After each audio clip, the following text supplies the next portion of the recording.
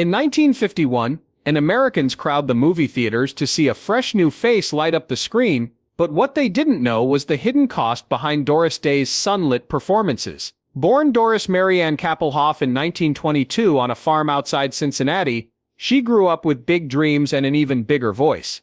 Her breakout moment came when bandleader Les Brown spotted her singing on a late-night radio show and invited her to join his orchestra. Sentimental Journey rocketed to #1, but that triumph marked the beginning of a carefully constructed image, one that glamorized innocence and charm while burying the real woman beneath layers of studio spin.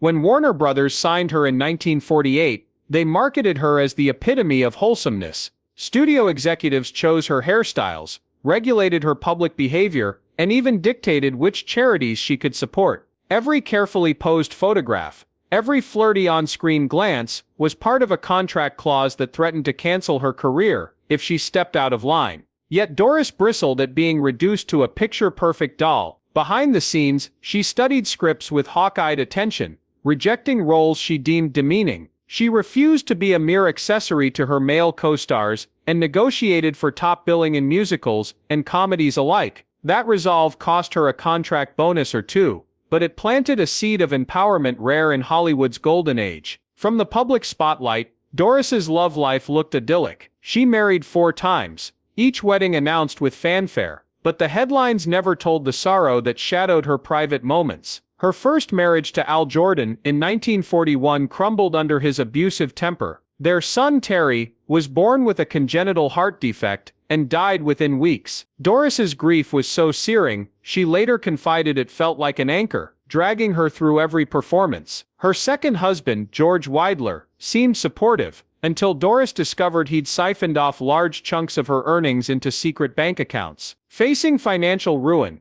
she filed for divorce and fought back through sheer determination, rebuilding her career from scratch on the strength of box office hits like Calamity Jane and Pillow Talk. Hollywood offered her fame, but her private battles raged on. After divorcing Weidler, Doris wed Marty Melcher, a young agent who managed her business. She trusted him with her finances and career choices, only to discover years later that Melcher had misappropriated millions. By the time she sued his estate, he died unexpectedly in 1968. Doris had learned a painful lesson: never relinquish control. The legal fight left her emotionally and physically drained, but it also forged a steel core. In a town where many stars withered under exploitation, Doris emerged more resolute, her gravitas deepened by hardship. She commanded respect, demanding transparent accounting and retaining veto power over every project she touched. Yet while her career thrived with classics like Love Me or Leave Me and The Man Who Knew Too Much, the press rarely explored the toll her personal tragedies took. She buried her heartbreak under bright smiles and effervescent song and dance routines. When asked about motherhood after young Terry's death, she offered polite platitudes. "God gives and God takes away," she replied, never revealing the tears behind her public composure. Those few words became her shield, deflecting prying questions while fueling speculation.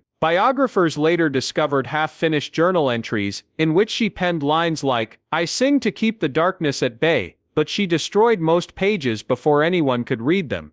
As the 1960s waned, Hollywood shifted toward edgier themes, and Doris found her roles diminishing. Rather than chase roles she didn't believe in, she pivoted to television, creating and starring in The Doris Day Show. The sitcom cemented her reputation as America's sweetheart, but also became a strategic move to maintain creative control. She produced the first season herself, selecting scripts that promoted family values without moralizing. When network executives proposed storylines she found exploitative, she flatly refused, even though it risked cancellation. Her show lasted 5 seasons, but it was Doris's resistance to compromising her principles that defined her final bow in front of the cameras. Behind the scenes of The Doris Day Show, Doris grappled with the biggest secret of all, the intense loneliness that accompanied fame. She maintained a tight inner circle, inviting only a handful of friends and staff into her ranch home in Carmel Valley, California. There, she filled the sprawling property with rescued cats and dogs, more than 100 at one point, and devoted herself to animal welfare. But even as she saved countless lives, her own heart carried old wounds she never fully disclosed in interviews. Photographs from the era show a wistful stare, as if she was always searching for something just beyond the frame. Her passion for animals eventually led her to establish the Doris Day Animal Foundation in 1978, and later the Doris Day Animal League. She funneled millions into spay and neuter programs, shelter improvements, and public education campaigns. Yet studio PR teams worried her activism might alienate sponsors, and several offers were quietly rescinded. In one rarely discussed incident, Doris publicly condemned a major pharmaceutical company for animal testing practices. Studio executives sent memos advising her to keep quiet, warning it could jeopardize a multi-million-dollar film deal. Doris refused. She sent a scathing open letter, complete with documentation of the lab's misconduct. That act of defiance didn't make headlines in People magazine, but it cemented her legacy as an activist unafraid of personal or professional risk. In the decades that followed, Doris retreated from the spotlight, granting almost no interviews and living quietly in her Carmel home. She declined offers for celebrity retrospectives, turning down lucrative deals to sell her life story. Only after years of gentle persuasion did she agree to a limited autobiography in 1975, yet she left entire chapters untold, deeming some memories too sacred for public consumption. Even today, scholars pore over letters housed in university archives, discovering new insights into the woman able to juggle superstardom with profound vulnerability. Those documents reveal a Doris Day unbound by Hollywood's illusions, a fiercely principled artist, a grieving mother, and a tireless champion for those who could not speak for themselves. After retreating from Hollywood's glare, Doris Day settled into a new rhythm far removed from the studio lot. On her sprawling Carmel Valley ranch, she rose before dawn, greeted by the soft calls of rescued birds and the gentle nuzzle of her endlessly hopeful dogs. Each morning she wrote letters to local lawmakers demanding more stringent penalties for animal cruelty, then spent hours meeting with veterinarians and shelter volunteers. She rarely brought a camera crew along. These visits were private affairs, witnessed only by the farmhands who fed stray cats at her command. Yet whenever reporters tried to chase her down for a soundbite about her high-profile activism, she refused. "I'm not in show business anymore," she insisted. "I'm in the business of compassion." That rare declaration cut through the stereotype of Hollywood celebrities as self-serving glamour pusses and reframed Doris as an on-the-ground crusader, whose fiercest battles were waged far from the Oscars stage. Her days at the ranch were not always serene. In 1989, an attempted break-in shook her sanctuary to its core, when an intruder scaled the fence and lurked near the kennels overnight. Though the trespasser fled before dawn, Day found shattered glass and frightened animals in his wake. She quietly upgraded security, installed infrared cameras, and built reinforced shelters for her senior dogs to ride out storms. In private letters she described the terror of believing her animal family had been targeted, not realizing how deeply her identity was entwined with theirs. "We are protectors," she wrote, "and sometimes that gift makes us vulnerable." Instead of headlines, her response appeared in a single quote buried in an obituary section, a testament to her determination to shield her companions without stirring tabloid frenzy. Behind the scenes, a romantic chapter few remember flickered into existence, when Day and actor James Garner crossed paths at a Hollywood fundraiser in 1965. Observers noted their easy rapport, laughter echoing through candlelit dinners, whispered confidences during red carpets. Studio insiders swore Day nearly canceled the finale of Pillow Talk to join Garner on a European road trip. Some even claimed Garner slipped into Carmel under cover of darkness, his hand pressed against Day's as they walked among olive groves. Yet she rebuffed any notion of a public relationship, citing loyalty to her late husband Marty Melcher and devotion to her children as the reason she maintained strict boundaries. "I owe my heart to those I lost first," she confided to a friend, "but I respect what might have been in private." Perhaps more deeply concealed was a traumatic episode from her early career. Doris Day was a survivor of assault during her tenure as a band singer. In letters housed at a university archive, she alluded to being accosted by a venue manager in a small Midwestern town. Fearing for her career, she never reported the crime. Instead, she rehearsed her smile and performed with brighter energy than ever. In a fragment of a journal entry, she penned the agony of forcing mirth on stage, while her soul smoldered in secrecy, but other pages were shredded before anyone could read them. It wasn't until scholars published excerpts years later that the world understood the paradoxical strength underlying Day's radiant public persona. As Hollywood polished her legacy in glossy retrospectives, Day found solace in living by her own code. She shunned celebrity conventions, refused lucrative autograph signings, and let decades-old contracts lapse without collecting a dime. When corporate producers tried to license her name for a Doris Day fragrance in the late 1990s, she blocked the deal, insisting her legacy not be reduced to another commodity. Instead, she funneled potential earnings directly into her foundation's building fund, expanding animal welfare clinics in rural counties that had never seen a veterinarian. Local papers covered ribbon cuttings for new spay and neuter caravans bearing her name, but national magazines rarely followed. Her reclusive final years were marked by a paradoxical duality. She granted almost no interviews, declining cameras, live audiences, and publisher deadlines, yet maintained a steady stream of handwritten correspondence with fans who wrote seeking advice.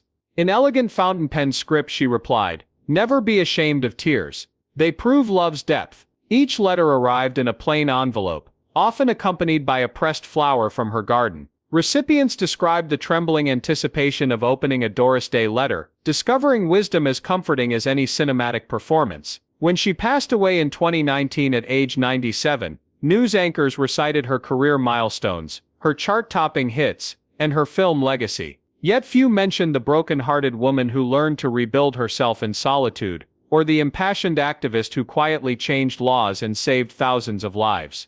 Memorial gatherings were lightly publicized, but hundreds of volunteer veterinarians, shelter operators, and former ranch staff gathered at her Carmel home to pay tribute. They called it Doris Day's Last Stand, a vigil among the animals she had devoted her life to protect. In that hushed circle of lamplight and wagging tails, the true essence of America's sweetheart revealed itself, an unexpected fusion of perseverance, principle, and the unbreakable bond between a woman and her countless animal companions. Despite her withdrawal from the spotlight, Doris Day's influence quietly persisted, echoing through the lives she touched and the principles she upheld. In the early 2000s, a new generation discovered her films on emerging streaming platforms, drawn less by nostalgia and more by the spark of genuine warmth she projected on screen. Film societies dedicated entire retrospectives to her work, pairing screenings of Calamity Jane with panel discussions on women's empowerment in mid-century cinema. Scholars analyzed her roles for subtextual commentary on autonomy and agency,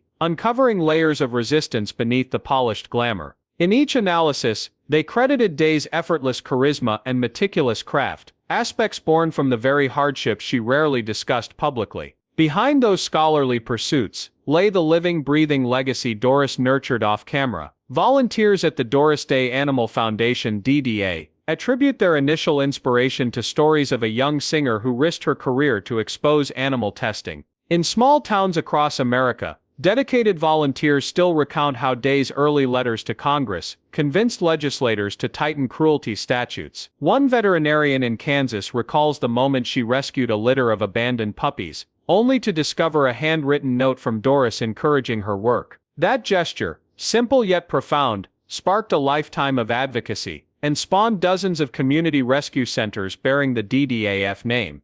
Day's correspondence archives, recently unsealed for academic research, reveal tender exchanges with activists spanning 4 decades. In one letter from 1975, she patiently outlined a plan for a mobile clinic to serve remote counties. "No creature should be without care," she wrote in flowing script. When funding stalled, she quietly auctioned personal memorabilia. First press prints of her earliest album covers, a painted prop saddle from Calamity Jane, raising 6 figures in a single weekend. Journalists attributed the proceeds to mystery donors, never recognizing that behind the generosity stood America's sweetheart, leveraging everything she owned for compassion's sake. Even as her health declined in later years, Day's dedication never wavered. During a severe bout of pneumonia in 2011, she refused hospitalization unless the shelter dogs at her ranch could remain by her side. Local media speculated about the risks of such an arrangement, but Day insisted that no living creature should be frightened when its guardian fell ill.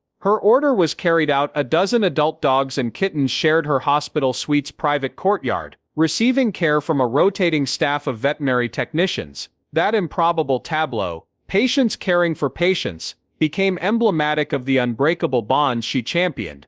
On the artistic front, Day's unfulfilled musical ambitions resurfaced in posthumous releases, producers discovered a trove of home-recorded tracks she made in the 1980s, while exploring jazz standards. Recorded on simple equipment in her living room, the vocals carried the intimate imperfections of someone unafraid to reveal vulnerability. A compilation entitled Heart's Song debuted in 2021, showcasing Doris's interpretations of classics by Cole Porter and George Gershwin. Critics hailed the album as a revelation, proof that her strength extended beyond her polished studio performances to a fearless, raw embodiment of song and story. Yet perhaps the most poignant testament to Doris Day's untold truth lies in the countless tales of personal transformation she inspired. A single mother in Michigan credits Day's unwavering advocacy for animals, with pulling her out of depression and guiding her to open a sanctuary for abused wildlife. A former Hollywood stunt driver,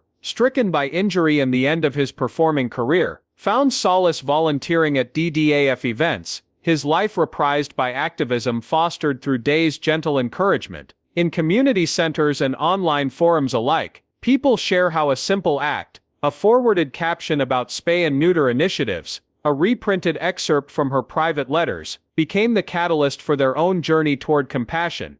In the twilight of her years, Doris Day seldom spoke about fame or films. Instead, she pondered the works that mattered, the tiny miracles of rescue, the legislative victories fueled by grassroots petitions, the silent prayers uttered on behalf of voiceless creatures. When asked in her final interview how she wished to be remembered, she answered with characteristic brevity, "As someone who loved fiercely and served humbly." Those words, unadorned and resolute, capture the untold truth of a woman whose star ascended on celluloid, but whose truest role played out amid rescue kennels, courtroom victories, and the quiet choreography of letters sent by hand. Decades after she filled theaters with laughter and song, Doris Day's legacy persists not in glitzy biographies or televised tributes, but in the living institutions she built, and the countless lives she transformed. She proved that a Hollywood career need not culminate in retirement, but can evolve into lifelong purpose. Behind the sunlit smile and melodic whistle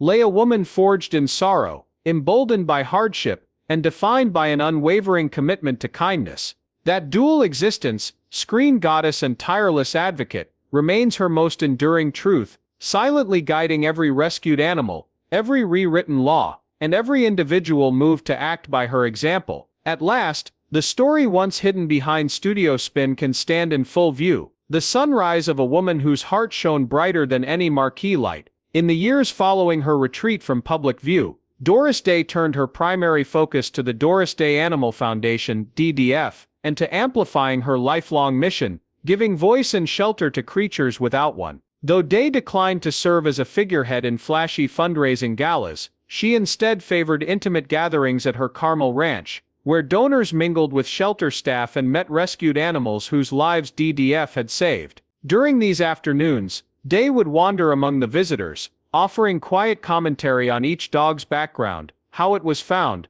the medical treatment received, and the steps being taken toward adoption. The conversations felt less like celebrity photo ops, and more like heartfelt lessons in compassion, driven by a woman determined to let actions speak louder than press releases. The DDF also responded to natural disasters with rapid intervention teams, an initiative Day quietly championed after observing the devastation of California wildfires. She allocated emergency funds for mobile veterinary units that could reach stricken communities within hours of a crisis. Footage of rescue convoys winding through smoky roads, veterinarians administering first aid to frightened animals, and volunteers offering water and blankets was often shared online under the banner Doris Day Responds. Day rarely commented publicly on these missions, but her correspondence archives reveal handwritten directives, lines like "send extra blankets to the shelter in Paradise," and "ensure the kittens survive the crash shelter." These personal notes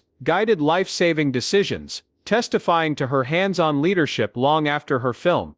Meanwhile, Day's private diaries, published posthumously with family permission, unveiled her reflections on the emotional complexities of her later years. In entries from the early 1990s, she wrote candidly about grief resurfacing when an aging terrier passed away, and about the bittersweet pride of watching a litter of puppies find loving homes. She jotted vignettes about dawn walks on the ranch, marveling at how sunlight transformed fields into golden tapestries, and noting that these simple pleasures had become her most cherished luxury. Such passages were bittersweet reminders that even the most dedicated advocate must confront loss, study its lessons, and find solace in renewal. Beyond animal welfare, Day quietly supported women's rights and mental health initiatives. In the mid-1980s, she funded a series of community workshops aimed at providing counseling for women facing domestic abuse, an issue she knew all too well from her own first marriage. Contracts from that era show she partnered with local family service agencies to create safe houses and offer job training programs. While her name appeared on brochures for these services,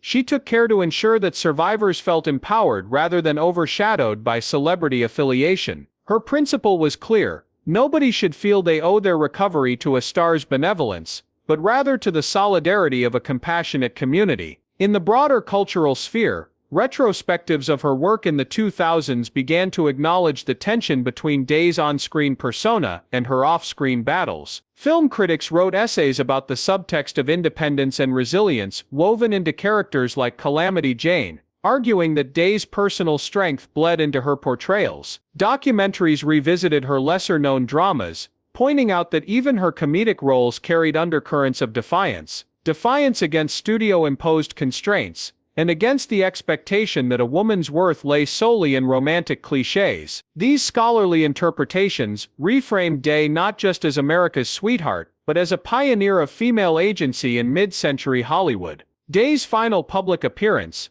a brief address at the dedication of a new DDF wildlife clinic, offered one last window into her spirit. Frail but unbowed, she stepped to the podium with a loyal terrier at her side. She spoke in a quiet, steady voice. "We cannot remedy every wrong in this world, but we can do what is within our reach. These walls will stand as a testament to our commitment to creatures who cannot speak for themselves." The cameras cut away quickly, and the speech received scant coverage beyond local papers. Yet among the volunteers and veterinarians present, Day's words carried a foundational weight, fueling a renewed wave of volunteerism that endures today. After her death in May 2019, the outpouring of tributes illuminated the depth of her impact. National news segments focused on her film legacy, but grassroots memorials told a richer story. Animal shelters nationwide held Doris Day Days, inviting adopters to bring home a rescue animal in her honor. DDF's mobile clinics expanded into 10 new regions, funded in part by matching donations pledged in her memory. Community art fairs featured paintings of Day surrounded by rescued dogs and cats, and neighbors in Carmel organized candlelight walks in her name, each participant carrying a lantern made from recycled tin cans with hand-drawn paw prints.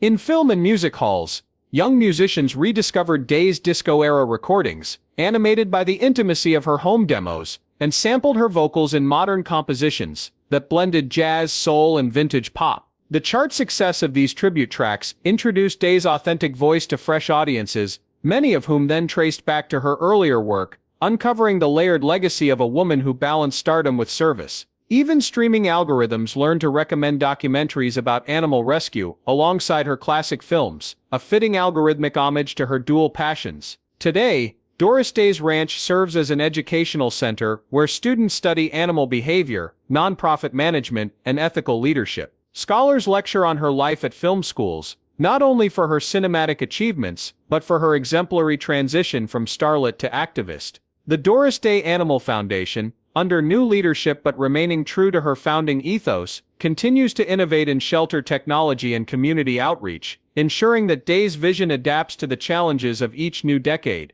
In the final accounting, the untold truth of Doris Day transcends her image as the wholesome star in floral dresses. It lies in the courage she summoned to claim her own narrative, resisting exploitation, surviving personal tragedies, and dedicating her twilight years to causes that gave her life renewed purpose. Her greatest role was not one scripted by Hollywood writers, but self-authored through acts of compassion, tenacity, and unwavering principle. And in every rescued animal, every legislative victory, and every life uplifted by her example, that truth shines on, brighter than any studio spotlight could ever hope to be. In the decades since Doris Day's passing, her legacy has only deepened and diversified, inspiring creative tributes and scholarly explorations that continue to unearth new facets of her life and work. Each summer, The Carmel Valley Film Festival hosts Sunlit Screens, a retrospective series pairing classic day films with discussions led by historians and feminist critics. Audiences flock to open-air screenings under twinkling lights, only to linger afterward in debates about gender roles, studio control, and the subtle resistance embedded in her performances. Meanwhile, a new generation of filmmakers produces short documentaries entitled Beyond the Smile, profiling women in entertainment, who cite Day as a trailblazer. These projects underscore how her insistence on autonomy and authenticity, whether in contractual disputes or in her outspoken activism, resonates with artists navigating today's complex industry landscape. Scholars have also welcomed access to her extensive private archives, now housed at a dedicated Doris Day Research Center at a Midwestern university. Graduate theses delve into unopened letter collections, examining Day's detailed correspondence with legislators, animal welfare pioneers, and activists from around the globe. One recent dissertation mapped the impact of her 1975 congressional testimony on the evolution of U.S. Animal Welfare Act amendments, revealing an often overlooked link between Hollywood influence and legislative change. Another thesis analyzes the evolving cultural reception of her films in international contexts, how Calamity Jane became a feminist icon in 1970s Europe, or how Pillow Talk's banter redefined romantic comedy in East Asia. These academic inquiries remind us that Day's influence extended far beyond screen time, shaping legal frameworks and global popular culture alike. Much of Doris Day's philanthropic blueprint has been transplanted and expanded by her foundation's new global network of DDAF hubs. Launched in 3 additional continents, Europe, Asia, and South America, these centers support spay and neuter initiatives, wildlife rehabilitation, and community outreach programs with the same hands-on approach she favored. In India, a Mumbai-based DDAF hub arranged mobile clinics for street dogs, adapting Day's playbook of discreet, locally driven action. In Germany, a Hamburg DDAF partnership combined animal-assisted therapy with senior care, showcasing how Day's vision for intergenerational compassion continues to innovate. These international collaborations honor her principle that agency matters. Each foreign hub operates under local leadership, with the foundation offering only seed funding, training, and moral support, a model she first pioneered on her Carmel ranch. Her artistic influence has also blossomed on stage. In London's West End and New York's Broadway, producers have adapted Day's life story into a 2-act musical drama, Sunny Side Up, weaving her greatest hits with dialogue drawn from her unpublished diaries and letters. The production fuses swing-era choreography with contemporary staging techniques, creating a vibrant pastiche that celebrates her yearnings for independence, times of hardship, and the unbreakable bond she felt with her animal companions. Audiences respond to the musical's emotional centerpiece, an extended ballad in which Day's character confronts a studio executive over stolen royalties and hidden contracts, reclaimed through her own indelible strength. Critics praise the show's honesty, noting that few biopics capture the nuance of private struggle alongside public triumph so seamlessly. Meanwhile, screenwriters have optioned her incomplete memoirs for a feature film adaptation slated to begin production next year. Directors who once shaped glamorous images around Day now seek to tell her story unvarnished. The harrowing loss of her infant son, the betrayals that nearly bankrupted her, and the quiet moments of solace found among rescued animals. Early drafts of the script draw upon day-to-day journal entries, lines about packing shelter bags at dawn, about sharing tea with a weary volunteer, about the bittersweet ache of opening adoption records. By focusing on daily rituals rather than headline moments, the film aims to immerse viewers in Day's lived experience, the courage of saying no in boardrooms, the tears shed in solitude, and the fierce compassion that became her life's work. Perhaps most enduring is the way Doris Day's ethos has filtered into grassroots activism. Across social media, hashtags like #DayOfCompassion and #Doris inspires invite individuals to share small acts of kindness, fostering orphaned kittens, volunteering at local shelters, or simply offering a listening ear. Community groups host Day's Gentle Circles gatherings in parks where neighbors exchange pet care tips alongside mental health check-ins. Even corporate wellness programs now reference Day's holistic model, pairing employee assistance with team-building animal therapy sessions, crediting her foundation's pioneering approach. In classrooms,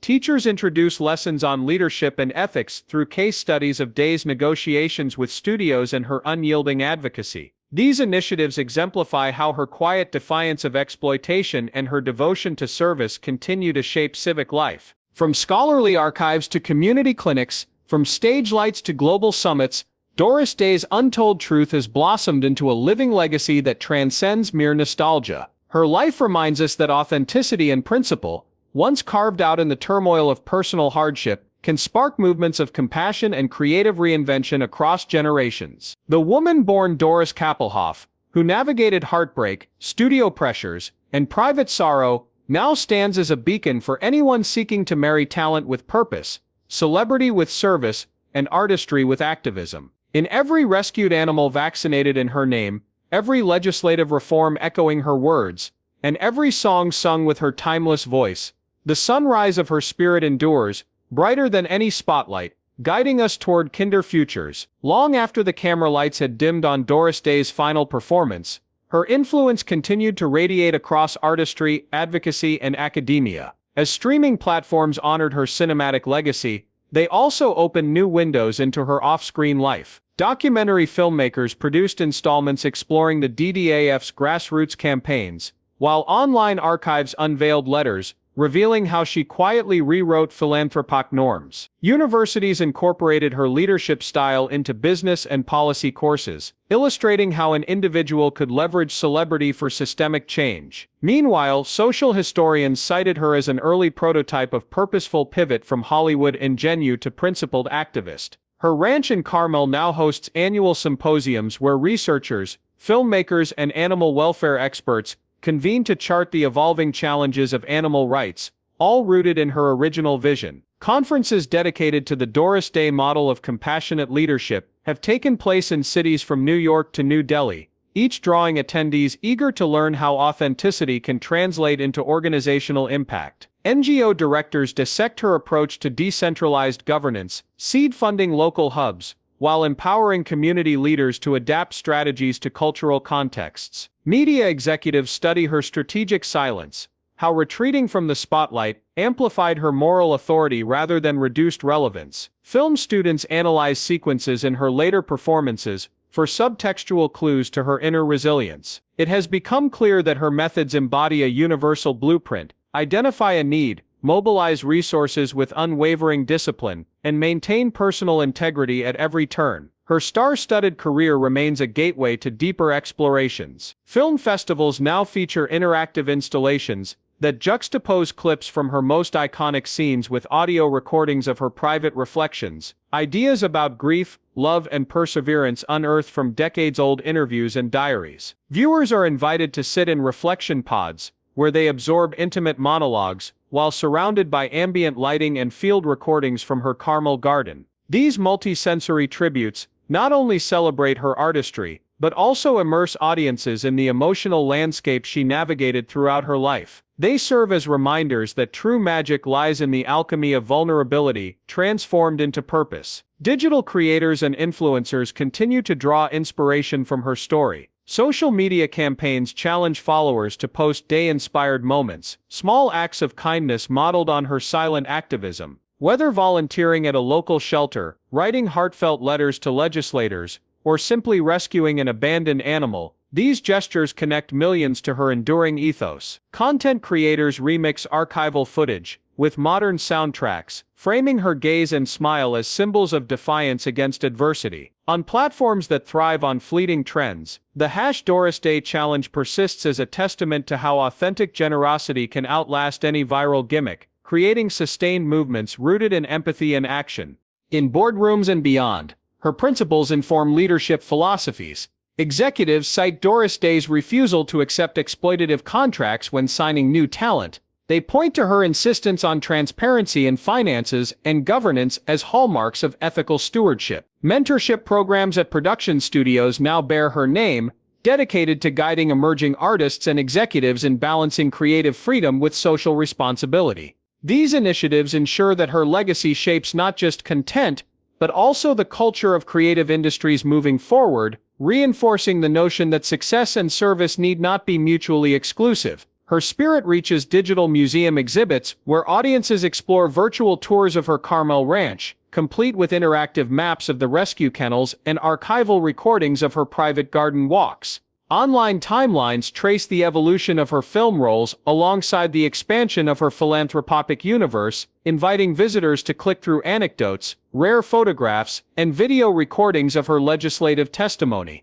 These immersive experiences engage younger generations more accustomed to storytelling than traditional archives, ensuring that Doris Day's message of compassion remains accessible and compelling. In this way, her untold truth evolves into a living narrative, one that invites continuous exploration, active participation, and new interpretations with every click and every generation. Ultimately, the untold truth of Doris Day is a story still being written by every individual and institution inspired by her example. Her transformation from Hollywood icon to relentless champion of compassion demonstrates that resilience can be self-authored long after fame fades. Each rescued animal, grassroots campaign, academic study, and creative tribute adds a fresh chapter to her narrative. And in a world hungry for genuine heroes, her life offers a compass: choose integrity over expedience, cultivate kindness as a core practice, and never hesitate to pivot toward purpose when personal hardship demands it. In that enduring call to action, Doris Day remains not only a legend of silver screens but a luminous guidepost for what it means to live with unwavering conviction.